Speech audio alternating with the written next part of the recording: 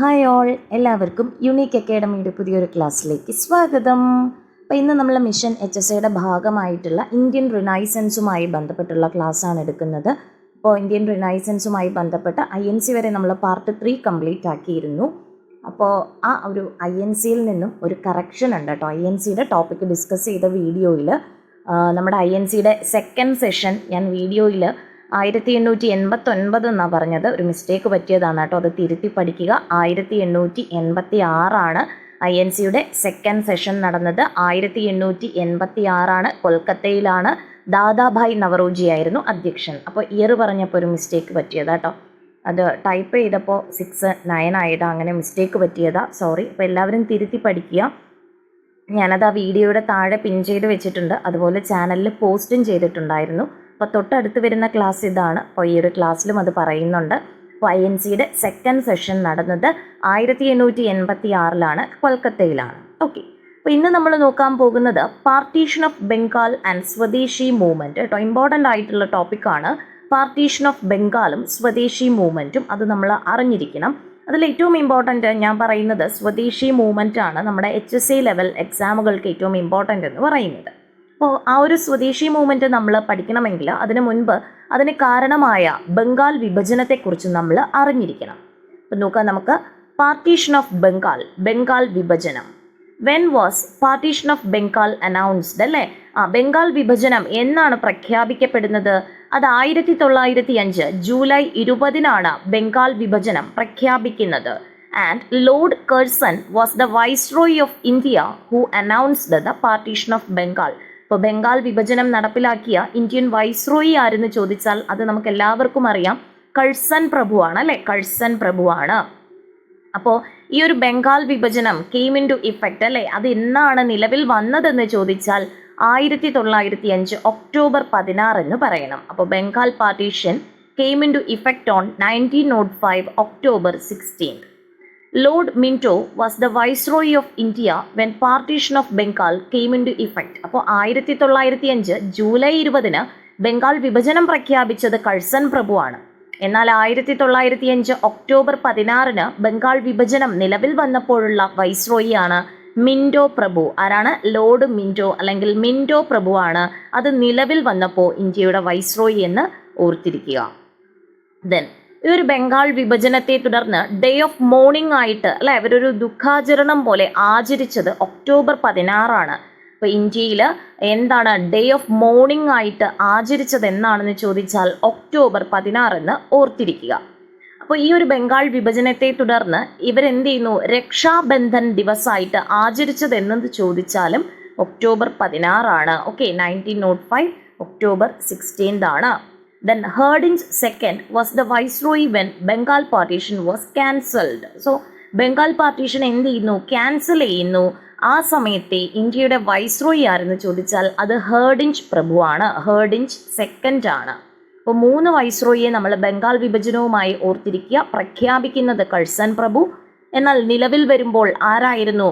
Lord മിൻറ്റോയ് ആയിരുന്നു. ബംഗാൾ വിഭജനം റദ്ദാക്കുമ്പോൾ ഇന്ത്യയുടെ വൈസ്രോയി ഹേർഡിഞ്ച് സെക്കൻഡ് ആണ്. ദെൻ ആ ഒരു സമയത്തെ INCയുടെ പ്രസിഡന്റും കൂടെ ജസ്റ്റ് ഒന്ന് ഓർത്തിരിക്കുക, ഗോപാലകൃഷ്ണ ഗോഖലെ. ആ ഒരു INCയുടെ പ്രസിഡന്റ് ആരാണ് എന്നുള്ള ഒരു ചെറിയൊരു തർക്കം വരുന്നുണ്ട്. എന്നാലും ഒഫീഷ്യലായിട്ട് എല്ലാ സ്ഥലങ്ങളിലും ഗോപാലകൃഷ്ണ ഗോഖലെയുടെ പേര് തന്നെയാണ് കാണുന്നത്. 1905 അല്ലെ ഗോപാലകൃഷ്ണ ഗോഖലെ ആയിരുന്നു ഈ ഒരു ബംഗാൾ പാർട്ടീഷന്റെ സമയത്ത് INCയുടെ പ്രസിഡന്റ് എന്ന് പറയുന്നത്. അപ്പോൾ ഇതിനെതിരായിട്ട് ഈ ബംഗാൾ വിഭജനത്തിനെതിരായിട്ട് ഒരു ആൻറ്റി പാർട്ടീഷൻ അജിറ്റേഷൻ ഫോം ചെയ്യുന്നുണ്ട്.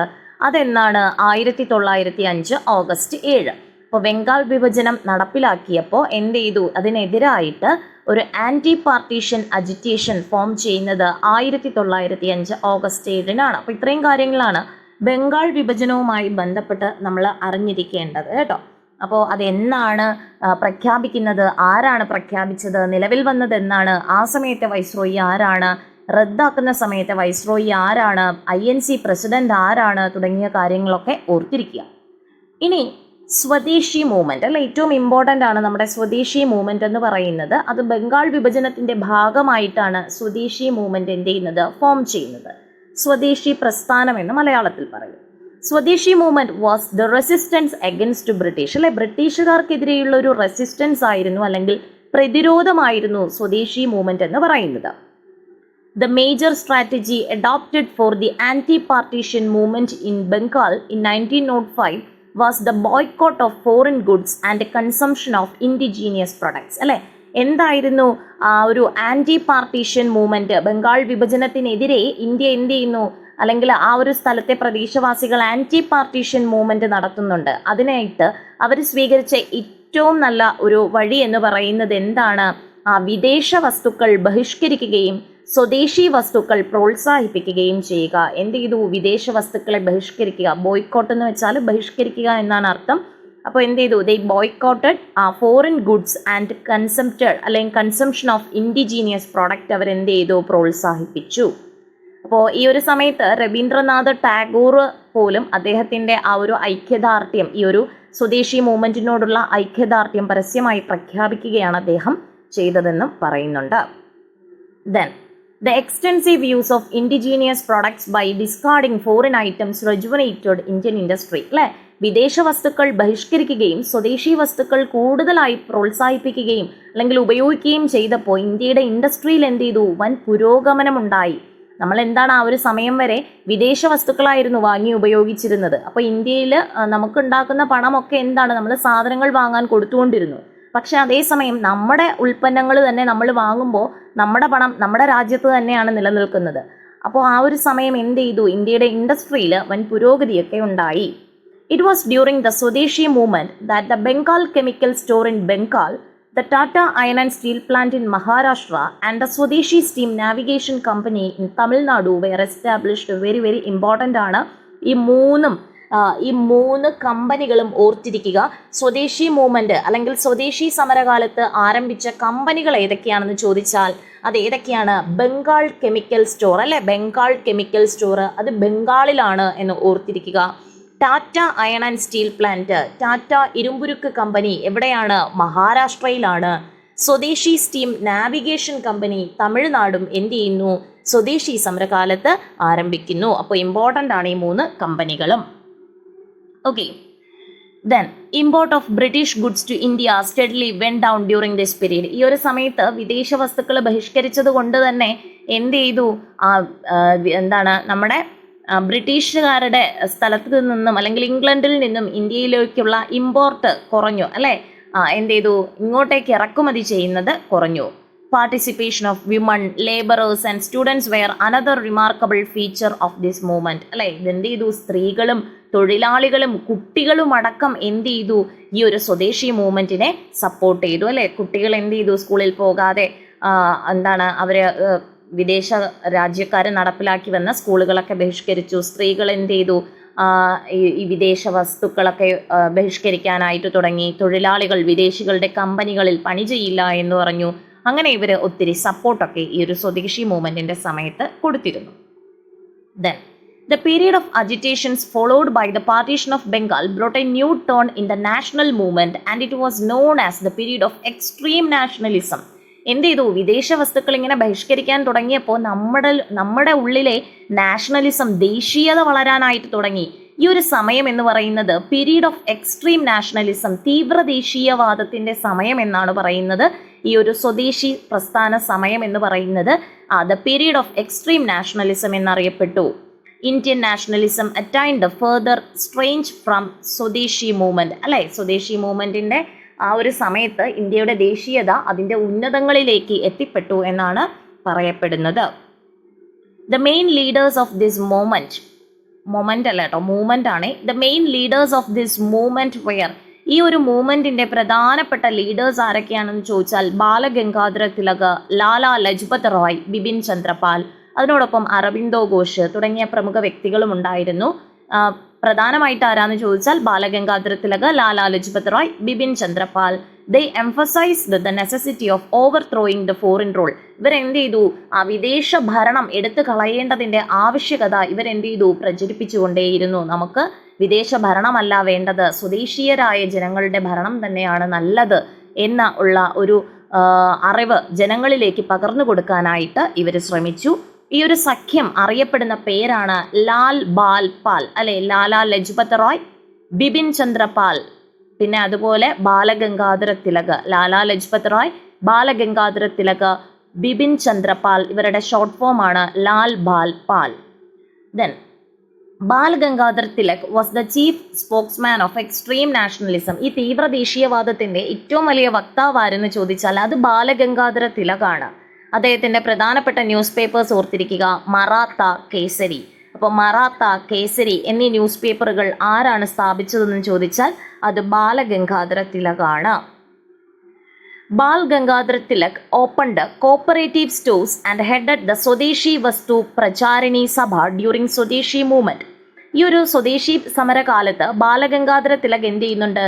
കോപ്പറേറ്റീവ് സ്റ്റോഴ്സ് സ്ഥാപിക്കുകയും സ്വദേശി വസ്തു പ്രചാരണി സഭ സ്ഥാപിക്കുകയും ചെയ്യുന്നു. അപ്പൊ സ്വദേശി വസ്തു പ്രചാരണി സഭയുടെ സ്ഥാപകനെന്നോ കോപ്പറേറ്റീവ് സ്റ്റോഴ്സ് തുടങ്ങിയതാരാണെന്നോ ചോദിച്ചാൽ അത് ബാലഗംഗാധര തിലകാണ്.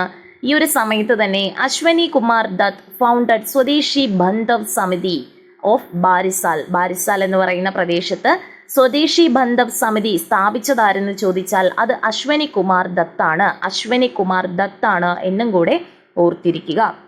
അപ്പം ഇത്രയും കാര്യങ്ങളാണ് നമ്മൾ ഏറ്റവും ഇമ്പോർട്ടൻ്റ് ആയിട്ട് നോക്കേണ്ടത്. ഇനി ഇതിൽ പറയുന്നത് നമ്മുടെ SCERT 10ാം ക്ലാസ്സിലെ SCERTയിൽ ഈ സ്വദേശി പ്രസ്ഥാനത്തെക്കുറിച്ച് കുറച്ച് പോയിന്റ്സ് ഉണ്ട്. ഇത് തന്നെയാണ് ആ ഒരു പോയിന്റ്സ് ജസ്റ്റ് ഞാൻ ആ ടെക്സ്റ്റ് ബുക്കിലുള്ളതുപോലെ കൊടുക്കുന്നു.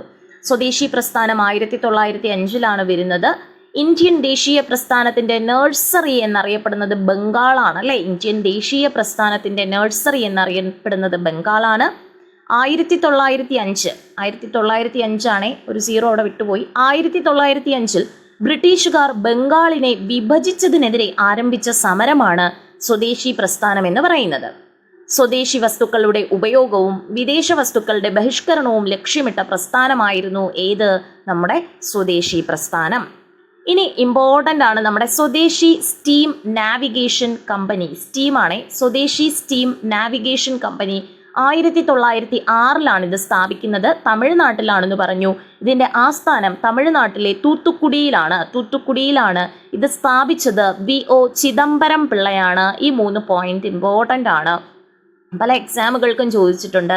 സ്വദേശി സ്റ്റീം നാവിഗേഷൻ കമ്പനി നമ്മുടെ സ്വദേശി മൂവ്മെന്റിന്റെ സമയത്താണ് ഫോം ചെയ്യുന്നത്. 1906 ഇതിന്റെ ഹെഡ്ക്വാർട്ടേഴ്സ് ആസ്ഥാനം എന്ന് പറയുന്നത് തൂത്തുക്കുടിയാണ്.